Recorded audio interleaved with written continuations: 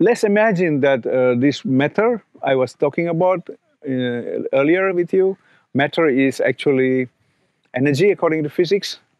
And if it is energy, and now you imagine the whole world is only a flow of energy. Yeah? And then the Vedics and the Tantrics, they are saying, since this is a karmic experience, what is beyond karmic experience? As I was saying, light. And what is our sense of light is only a limited range of light, a limited range of sound. When you consider these non-limitations and look at the whole energy system, then they're saying that it is infinite. Because anything that is limited to the finite cannot manifest itself. There's no dynamism, there's no movement, there is no, it's insensate, there is no consciousness. So there cannot be any process of manifestation, any change. So it has to have consciousness. This is what modern day scientists are today considering the consciousness theory.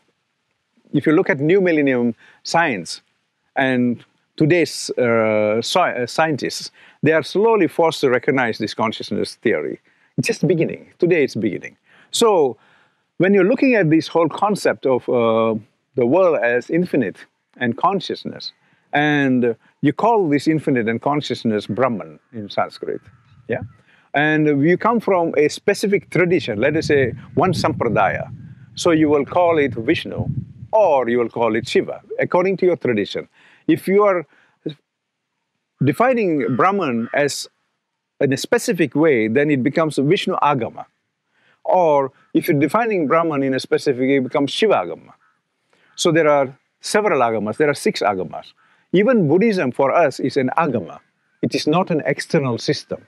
How academical world says blah, blah, blah, academics, external.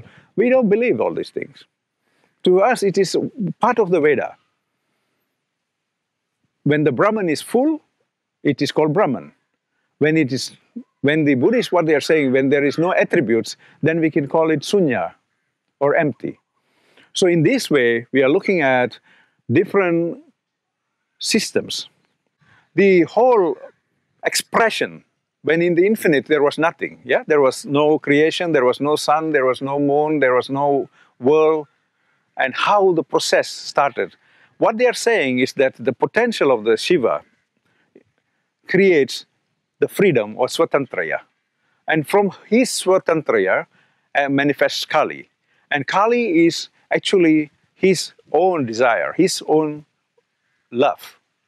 And that gives the freedom and the potential. And from that comes the world expression. And the expression in the Sanskrit languages is the Sanskrit language itself and the Sanskrit grammar itself. So in the Bible, you have this verse. In the beginning was the Word was with God, and God was the Word. For the Tantrics, the Word was Shiva's word, because in the beginning was the Word.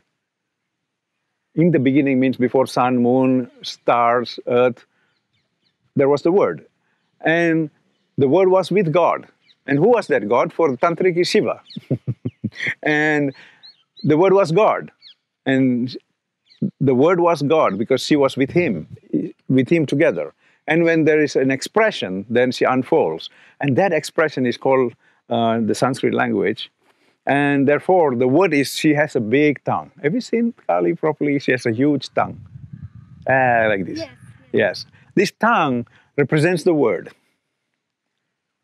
Yeah? Tongue represents the word. And her hair is like this. Yeah? Because she called Muktakeshwari, where she's free. Her hair is free. The hair in this philosophy of symbols is actually the notion of no time. When the hair is bound, then we are recognizing the sun and downwards. When the hair is free, she is expressing above the sun, the stars, the moon, and all these type of things. Because she is Kali. She is the beginning. She is change. She created time. She is not time. She is not space. So she is always wearing the hair like this. And then she carries a sword. And the sword is actually a notion of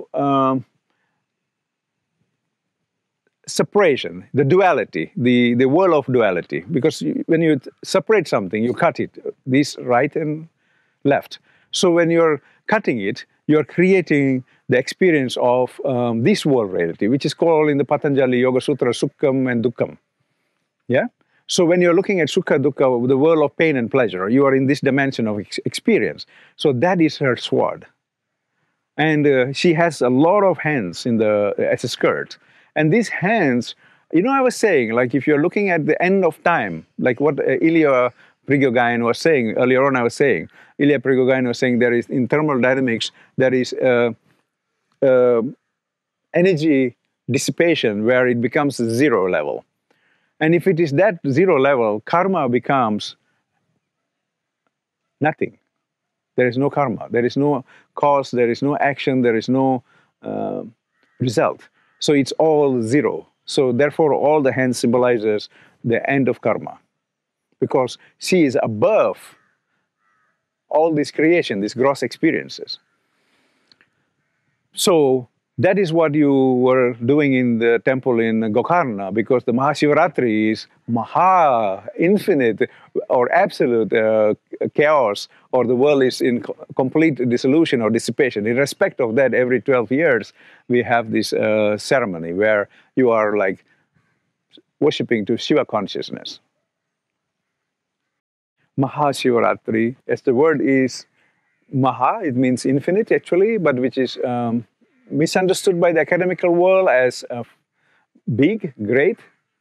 And Mahashivaratri, there are two notions of Ratri in the Vedas. One is the solar dissolution, the solar world. And this world, when it ends, it is called a pralaya. And Mahashivaratri is Mahapralaya, the whole cosmos, the whole universe, everything is coming to a standstill. And on that day, there is only infinite consciousness called Shiva. Shiva means the auspicious. And he's the only one who can deliver you from further transmigration, further coming back into the life in this karmic existence, the life of cyclic birth and death. So to respect that, the end of the cyclic birth and death, you don't want to go through transmigration because you don't want to make blunders in relationships and feel so sad and come back and have another relationship and another relationship. You want to have a complete beautiful relationship and go back to Shiva. So Mahashivaratri, every being is welcome to go back to Shiva.